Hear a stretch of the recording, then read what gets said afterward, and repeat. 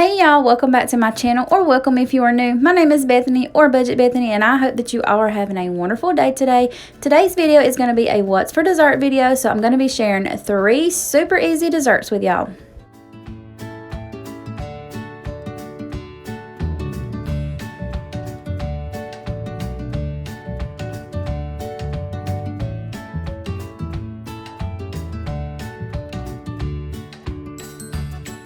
Up first, we're going to be making some homemade chocolate chip cookies, and this is my very first time ever making homemade chocolate chip cookies, and they turned out delicious. So all you'll need is a 1/3 cup of brown sugar, and I packed that really tightly in my little bowl, and then you'll need about a tablespoon of baking soda. You'll also need a 1/3 cup of like granulated sugar or white sugar, and then you'll also need a 1.5 cups of flour, and I'm just using like all-purpose flour. Then I just eyeballed in some salt and some vanilla extract, but of course the recipe will be linked down below in my description box so that you can go get the exact measurements and everything like that.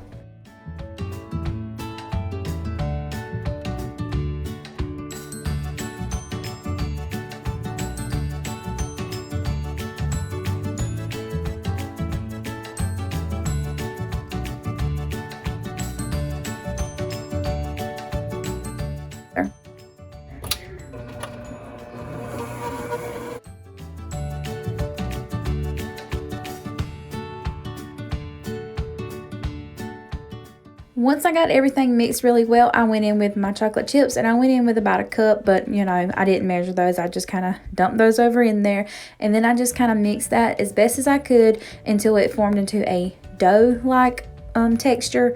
You don't want it to be too runny or too thick. It looks like a cookie dough, like normal cookie dough. And then you're going to take your butter and grease your pan, or you can use some non-stick cooking spray, but I was out. And then I'm using my little cookie dough scooper, and I'm just scooping out a little bit of the cookie dough onto my baking pan.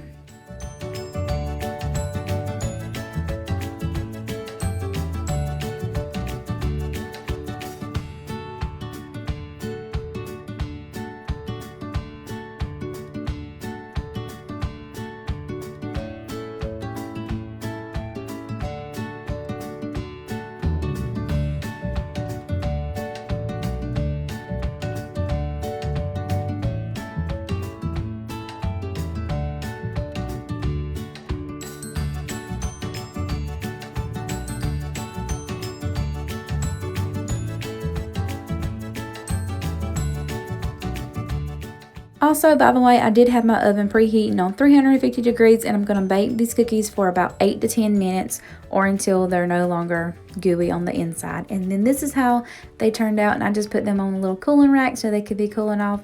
But these are actually the best cookies I've ever made, I've ever tried. I was really proud of myself because I finally made a decent cookie. And then up next, I'm going to be making some strawberry brownies. So yes, I said strawberry brownies.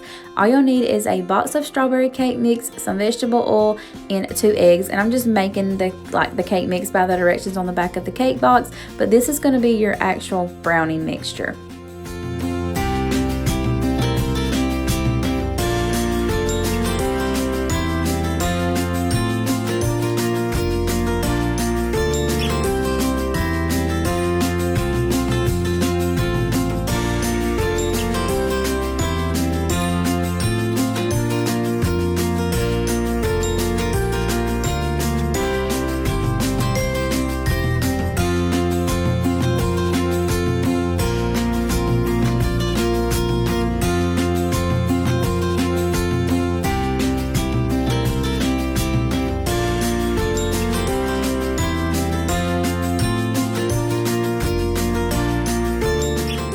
Then I'm just going to butter my pan, and like I said before, if you have some non-stick cooking spray, you can spray that in there as well, but I was out, so I'm just going to use some butter.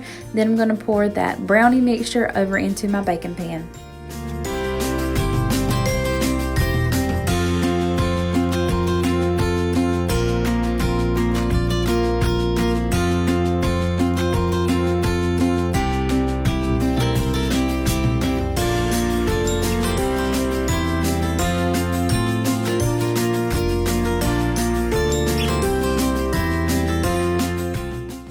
going to pop this in your oven on 350 degrees for about 30 to 32 minutes. And then while these are baking, you're going to start making like your icing, I guess you would say.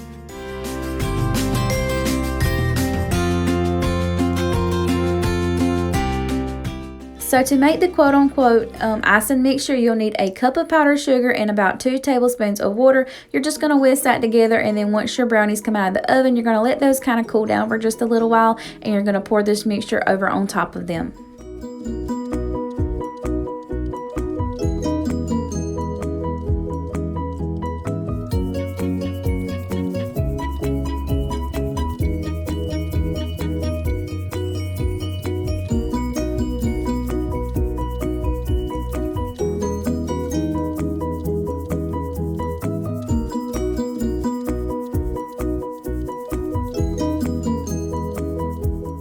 And then here you have it, some strawberry brownies. I highly recommend y'all giving these a try. These are so good and such a unique twist on regular old brownies.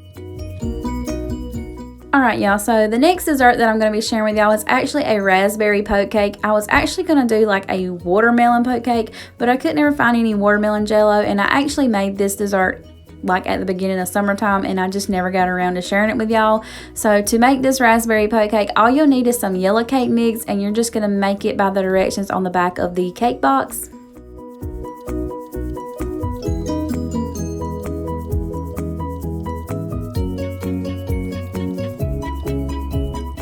Then once you get all of your cake mix mixed together, you're just going to dump that over into your baking pan, and then you're going to pop that in the oven by the directions like I said on the back of that cake box. Just bake them by whatever the box says. Then once it gets through baking, you're going to take it out, and you're going to use, or I used a straw, but of course you could use whatever you can come up with to poke some holes into this cake. And then once you get all the holes poked into the cake, you're going to pour over your jello, and all you do to make the jello is you just mix it in with some warm water and some cool water. Basically you just make the jello by the directions on the box, but you don't actually put it in the refrigerator. You're just going to pour it over on top of your cake.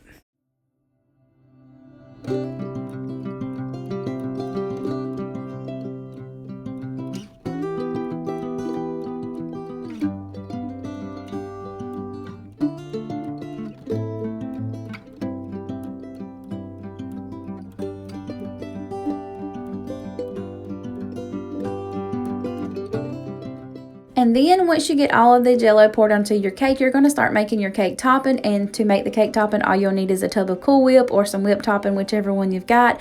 And I'm going to add some food colored into mine just to kind of make it look a little bit different. I was kind of going for a watermelon theme so that the actual cake part will be like a red color, and then the icing, quote unquote icing, would be a green color. But like I said, I couldn't find no watermelon jello, so I just went with the raspberry, and it still turned out all right. It was still delicious, but I really wish I could have found some watermelon jello.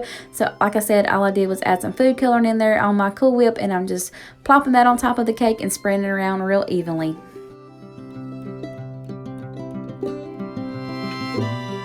Then once I got all the icing spread out evenly on top of the cake, I went in with some of these like candy pearls, but I do not recommend them things, y'all, because when you go to bite on them things, it just onto your teeth, and it's not real pleasant. So like I said, I don't recommend those, just because you can come up with some kind of other decorations, I'm pretty sure, other than those. But anyway, this cake was really delicious, y'all, and I highly recommend it. Like I said, if you can find the watermelon jello, I would recommend that as well.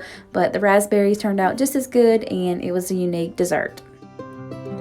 Alright y'all, so I know this video was short and sweet, but nonetheless, I hope that y'all enjoyed today's What's for Dessert video. If you did, as always, don't forget to leave me a thumbs up and subscribe before you leave, and I will catch you all in the next one. Bye y'all!